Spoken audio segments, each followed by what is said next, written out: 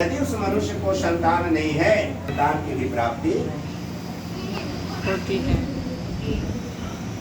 कुछ भी नहीं बोलेंगे, सब पंडितें बोलेगा, बाकी ऐसे बोलेंगे, कथा में नहीं बोलेंगे, है ना महाराज? ऐसे तो खूब बोलेंगे। पंडित पहले जोड़ा बोलेंगे तभी ना सबको याद रहेगा। हाँ हाँ करके। अब जोड़ा बोले कि जोड़ा बोले तो हम तो ये नहीं कहेंगे, हम ये कहेंगे कि सब बोले, है ना?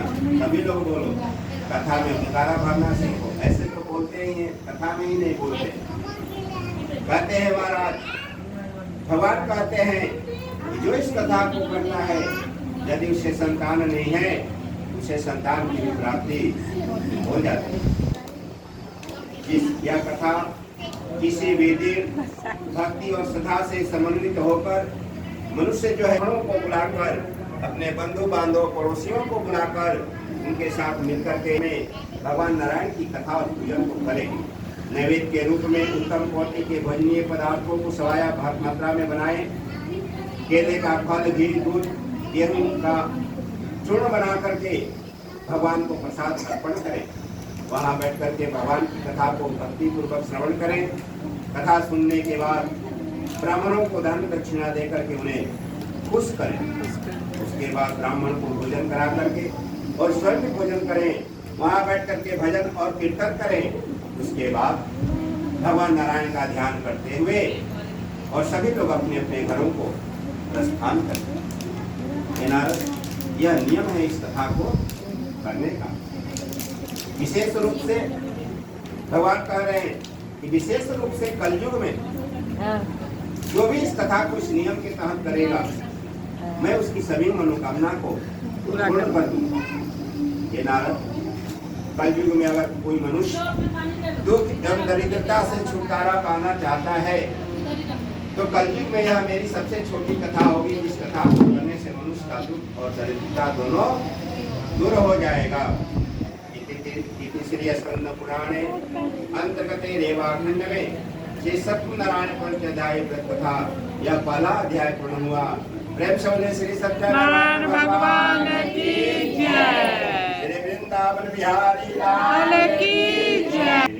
नारायण नारायण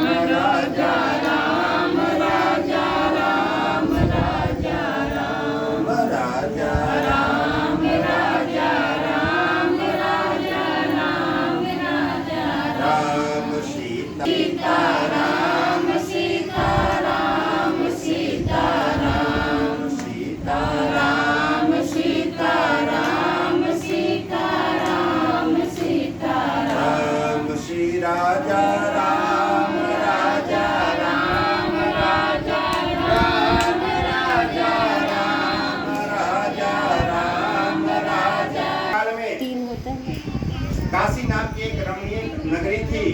फिर वापस भी होंगे, पहले सुखी होंगे। एक निर्धन ब्राह्मण रहते, राम कुमार। काशी नाम की एक सुंदर नगरी और उस नगर में निर्धन ब्राह्मण रहते थे।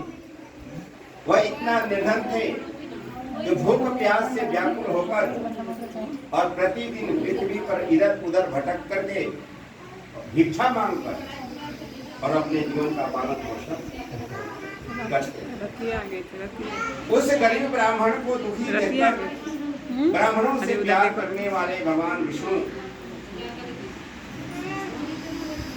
ब्राह्मणों से प्यार करने वाले भगवान विष्णु जी भी उस गरीब ब्राह्मण को दुखी देख करके व्यथित हुए, दुखी हुए।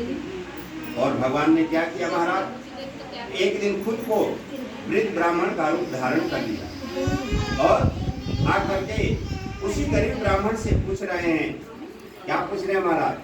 हमारा ध्यान बच्ची तुलसीदास जी ने रामचरितमानस में भी बड़ा इस चीज को लिखा महाराज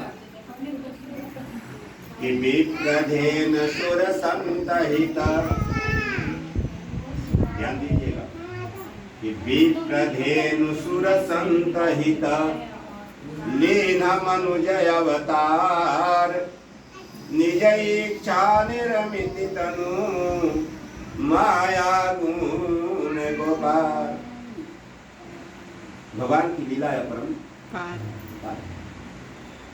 उस गरीब ब्राह्मण को जो भगवान ने जब दुखी देखा तो खुद को एक गरीब ब्राह्मण का रूप धारण कर लिए और आकर के धरती पर उसी विप्र उसी ब्राह्मण से पूछ रहे हैं कि हे ब्राह्मण, आप किस लिए इस पृथ्वी पर भ्रमण करते हैं? हे दीन श्रेष्ठ, आप हमें बतलाइए, मैं सुनना चाहता हूँ, आपका क्या दुख है? अपना दुख जो है हमसे बतलाओ। वह ब्राह्मण कहते हैं कि प्रभु, मैं अत्यंत दरिद्र ब्राह्मण हूँ और भिक्षा के लिए पृथ्वी पर घुमा करता हूँ। यदि आपके पास कोई उपाय हो जिस उपाय को करने से मेरे जीवन से दरिद्रता दूर हो है तो बतलाओ प्रभु। वृद्ध ब्राह्मण विष्णु भगवान कहते हैं कि हे ब्राह्मण देव, आप अपने घर जाइए और घर जाकर श्री सत्यनारायण भगवान की कथा को भक्ति पूर्वक अपने घर में कराइए। इस कथा को करने से आपके जीवन से भी दरिद्रता चली जाएगी। इतना का सब विधि विधान बतला करके भगवान अंतर ध्यान हो गए। भगवान के अंतर ध्यान होने के बाद जब वह ब्राह्मण अपने घर पहुंचे तो इसी चिंता में पड़ गए महाराज कि हमें तो सत्यनारायण भगवान की कथा को अपने घर में करना है, लेकिन इस कथा को करने के लिए धन की आवश्यकता है, लेकिन मेरे जीवन में धन नहीं है। मैं कैसे भगवान की कथा और पूजा करूंगा? इसी सोच विचार में रात भर उनको नींद नहीं आई, चिंता के मारे। अगले दिन प्रातः काल उठकर वह ब्राह्मण फिर अपने घर से निकले अपने काम पे भिक्षा मांगने के लिए। और चलते चलते महाराज वो यह विचार कर रहे हैं कि मुझे तो भगवान की कथा करना है, लेकिन इस कथा को चाहिए, लेकिन मेरे पास धन नहीं।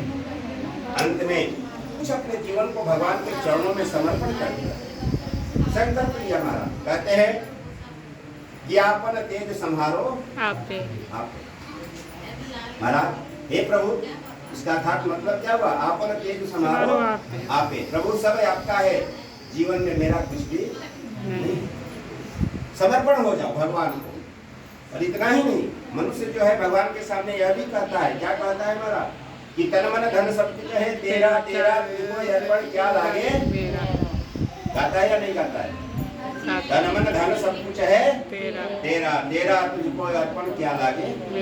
लेकिन जब भगवान के सामने मनुष्य होता है तो कहता है कि सब कुछ है तेरा, और वहां से हटने के बाद ही कहता है कि सब कुछ है मेरा।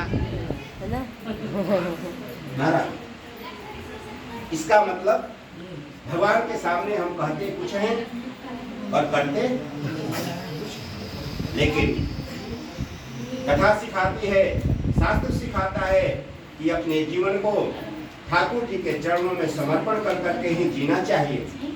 सब कुछ भगवान का है, हमारा कुछ भी नहीं। यह भाव बना करके जो मनुष्य अपने जीवन को जीता है उसका दरबार सदा भरा रहता है, उसके भंडार में कभी किसी चीज की कमी नहीं।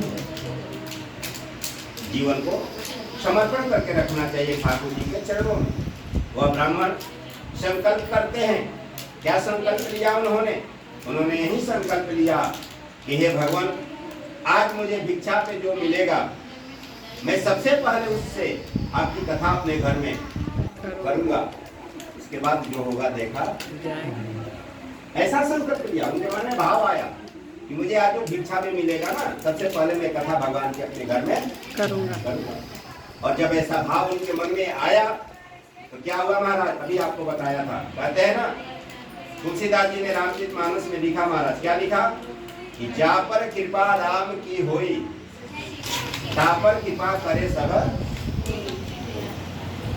लिखा उन्होंने, प्रभु की कृपा भयहु सब काजू, और जन्म हमारा सुफलवा आजू। कहते हैं कि बिन मांगे मोती मिले, मांगे मिलेगा ठीक। महाराज जब भगवान कृपा करते हैं तब मनुष्य को बिन मांगे जीवन में मोती मिल जाता है, लेकिन जब भगवान नाराज रहते हैं, कृपा नहीं करते हैं, तो जीवन में मांगने से भी नहीं मिलता। इसलिए मैं इतना आप लोग को कह रहा हूं। वह ब्राह्मण प्रतिदिन तो भिक्षा मांगते ही थे, लेकिन जब उन्होंने अपने जीवन को समर्पण किया और उस दिन जो उनको भिक्षा मिला महाराज, उतना धन कभी जीवन में उनको मिला। ठाकुर जी ने कृपा करे, खूब धन मिला भिक्षा में, लोगों ने गुलाब ला करके भिक्षा दिया और प्रसन्न हो गए। और प्रसन्न होकर के वह ब्राह्मण अपने घर पहुंचे और धूमधाम से अपने घर में भगवान नारायण की कथा को उन्होंने किया। और वह ब्राह्मण हर पूर्णिमा को अपने घर में भगवान की कथा करने लगे। समय बीतता गया और एक दिन ऐसा समय आया कि वही निर्धन ब्राह्मण उस काशीपुरी गांव का सबसे बड़ा धनवान व्यक्ति बन गया। भगवान की लीला अपरंपार है। अब सुखी जी महाराज कहते हैं कि अब इससे आगे की कथा सुनो। कह रहे कि वह ब्राह्मण एक बार संपत्तिवान सुखी संपन्न होकर और भगवान की कथा कर रहे थे, उसी समय उस रास्ते से एक लकड़हारा गुजर रहा था। उसे प्यास लगी थी और वह प्यास बुझाने के उद्देश्य से उसी ब्राह्मण के घर में प्रवेश कर गया। जब वह अंदर गया तो वहां पे भगवान की कथा चल रही थी और वह लकड़हारा भी बैठ करके कथा को क्या करने लगा। जोर जोर से बोलिए राम कुमार जी। ऐसा तो नहीं है कि बोल मैं रहा हूँ और मुंह आपका होता है, ऐसा भी कभी कभी होता है।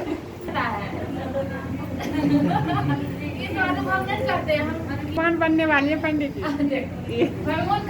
कहते हैं महाराज कि वह लकड़हारा उसी घर में प्रवेश करके उसी पंडित के घर में जहाँ की भगवान की कथा चल रही थी, बैठ करके लकड़हारे ने भक्ति पूर्वक आप लोगों की तरफ कथा को सुना।